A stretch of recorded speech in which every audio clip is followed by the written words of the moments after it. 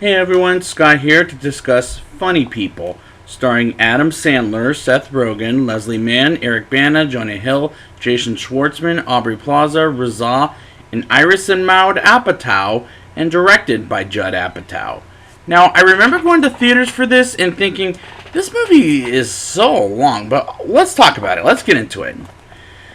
The movie starts with George Simmons, played by Adam Sandler, prank calling a credit card company, and the shaky camera is so bad, and I'm not a fan of this style, but luckily it doesn't happen throughout the movie. But then George goes to his doctor's office and finds out he has AML, which is a type of disease, as he learns he's dying. But other than Punch Drunk Love, this performance by Sandler is not that great for me. I'm going to be brutally honest at this point.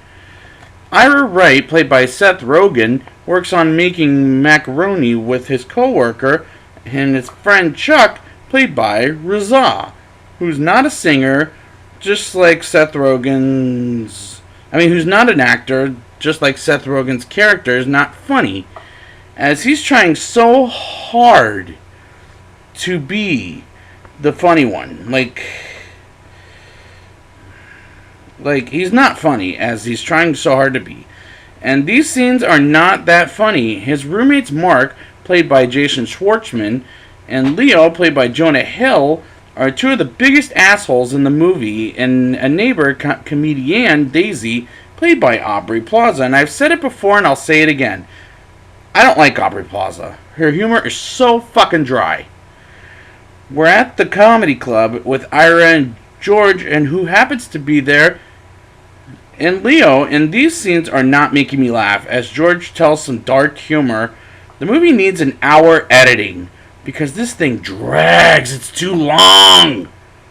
George calls Ira for writing joke reasons, and Ira begins to write some jokes involving a MySpace gig, where they say shit about Facebook, and the internet kinds of shit. And I'm like, what the fuck is your problem with Facebook? As it sounds insulting to have a ceremony about insulting other websites. For example, Craigslist. I'm having problems right off the bat with telling a story about a comedian who's dying, because you know what it reminds me of is what happened in Robert Williams, who's really funny in real life, and it was such a tragedy when the world lost him from this suicide he went through. George tells Ira about his AML disease, and he tells him about it, and Ira tells Mark and Leo as they go on a walk after George tells Ira not to tell anyone, but he does, which makes me hate him even more in this movie and in real life than ever. And I'm talking about the actor Seth Rogen too, by the way. George jokes with Ira about what he told him about his original last name, which was Weiner, and the kids called him Wiener. So he changed it to Wright. But that might have been a smart choice in Ira's case, and Ira makes George an iTunes playlist, which is cute. But Sandler, the way he plays this character, is a fucking monster. And makes me never want to watch his movies ever again, except for maybe his 90s stuff, Hotel Transylvania 1 and 3, and like I brought up earlier, Punch Drunk Love, which I also liked. And his other films are either mediocre or garbage for me. George tells the people closest to him about his AML, including his once lover, Laura, played by Leslie Mann. Hey, that's funny because I brought up Adam Sandler in the 90s. Big Daddy is my favorite movie of his in the 90s. Let's move on. And it also has Leslie Mann. As she has a family now, and they confess they're the love of each other's lives, and he also gets other visitors, like Andy Dick, for example, and we'll see other celebrity cameos later in the film. But that scene doesn't make me laugh or cry. George goes to Thanksgiving dinner at Ira's apartment with Leo, Mark, and Daisy, and George brings up writing with Ira to Leo, but Ira says he didn't want to, but Leo does, and he's pissed off. And that scene at Thanksgiving dinner went on too long, and I thought, cut the fucking scene out, Jesus. George finds out by a doctor he doesn't have AML anymore, And I do like that scene where he's quoting, where he's like making fun of him for looking like the Die Hard villain. But let's move on. And I thought, good, end this damn thing. Cut. Can this thing end? But instead, it goes on for another hour. And we get cameos from Sarah Silverman, Ray Romano, from Everybody Loves Raymond, and Eminem.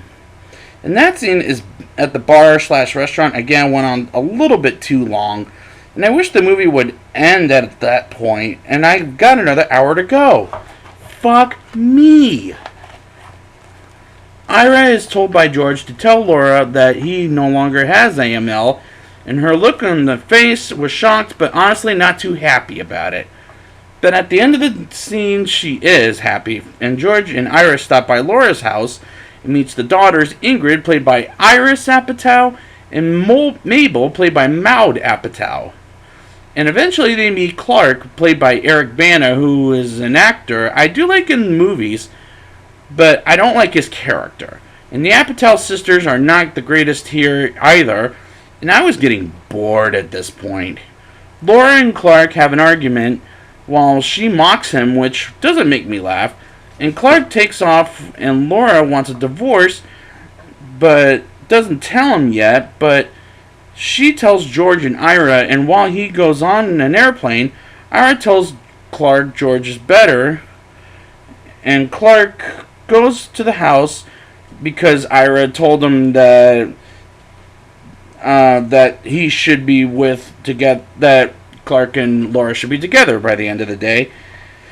And Clark goes to the house and fights George, and they drive back to Los Angeles, and Ira ends up not working with George anymore, and these scenes are dragging the movie way too long. This needs more editing. Like, Ira goes back to forgiving his roommates and working on making macaroni and falling in love with Daisy, and I wanted this thing to just please end. One more thing. Or scene, I should say. George and Ira apologize to each other and talk about jokes, and it's over, and I'm glad it is, because I wanted to turn the damn thing off like an hour ago. Now it's time for the rating. I'll give this movie a 1.7 out of 10. It's an hour too long, as I don't like the characters nor the plot. None of this made me laugh whatsoever, as it was the biggest disappointment from Apatow's resume. It needs a hell of a lot more editing than what it got, that I wanted it to end an hour earlier than it did. So I'd like to thank you guys for joining me, and next week I will be back with This Is 40. Yes, the sort of sequel to Knocked Up, but we'll talk about it. And until next time, tone it down, Judd.